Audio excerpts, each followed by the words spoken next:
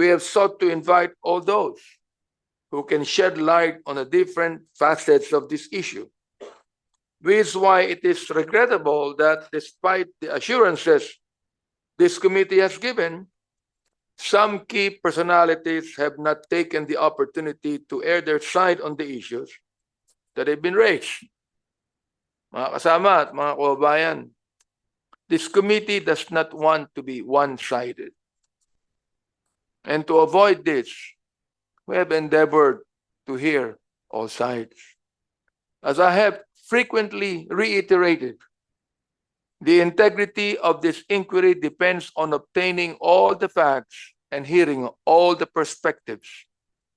To this end, we have striven to provide a fair and balanced platform for all voices to be heard, as we recognize that justice can be obtained only when all relevant information and necessary viewpoints are considered and processed.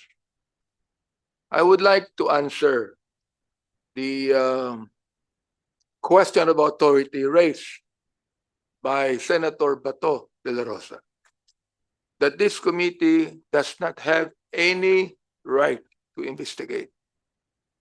Well, let me tell the good senator, you're a senator. We have the right, according to our rules. You have been interviewed in the media.